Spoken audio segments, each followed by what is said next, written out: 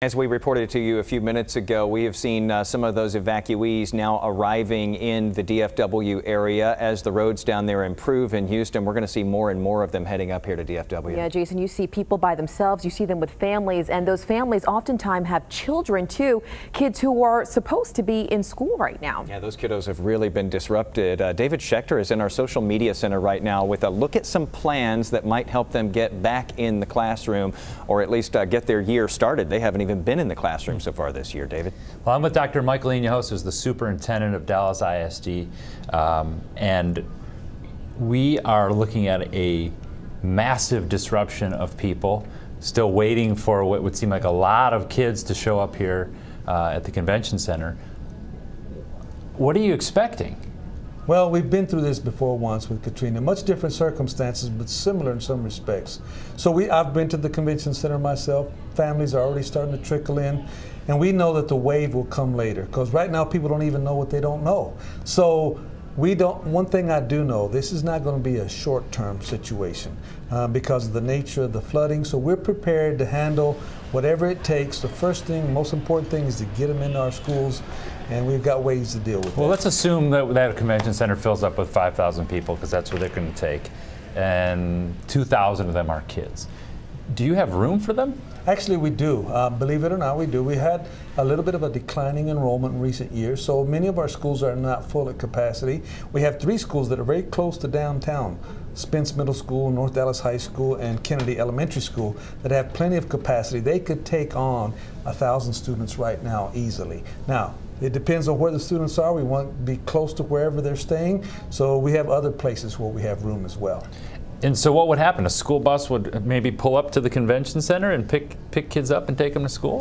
No doubt. We're in the process of getting that arranged, depending on the numbers and which school they need to go to, but absolutely we'll be working with Dallas County Schools to provide transportation to get those families to those schools. And how do you pay for it? I mean, if you had thousands of extra school kids, you got to hire staff for that and feed them and everything. Well, luckily the money follows the kids, and so we have what we call weighted average daily attendance. So the more kids we have, the more state aid that we qualify, and so more local property taxes that we qualify. Now, the problem is, if they leave, then we don't get that money anymore. So we have to make some very smart decisions about long-term commitments depending on how long this plays out. But it's not going to be over in 30 or 60 days. I predict we'll be in the calendar year 2018 and we're still dealing with this issue. So we talked about the conditions of the shelter. They'll make them as comfortable as they can, and I assume some people will try to get out of there quickly and move out to places, but much better for a kid to go to school than to be in a shelter. And I had that epiphany as I walked through the building today.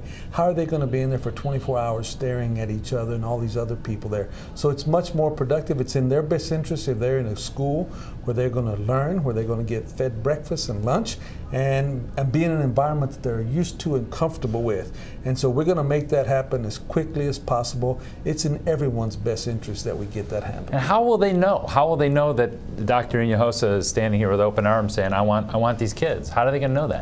We have a whole crackerjack team that's in there right now processing people as they come in and letting them know what's going to be available as soon as tomorrow to get them which schools that are that close in downtown. We also have people at Samuel Grand and at Walnut Hill and even at Tommy Allen in Wilmer Hutchins. So we have staff members who are dedicated, already on the spot, on the job, helping them navigate. That's the last thing they need to worry about is tomorrow in school. We got people that can help them with that. Good. Well, we've been trying to let everybody know that the city of Dallas is welcoming everybody with open arms. We want you to come here, and we want you to stay as long as you need to stay, and you may be seeing some kids coming your way. Well, we'll take them we'll keep them as long as we can. Thanks. Back to you guys. So right to have those kids in classrooms instead of shelters. Got to give them some kind of normalcy again.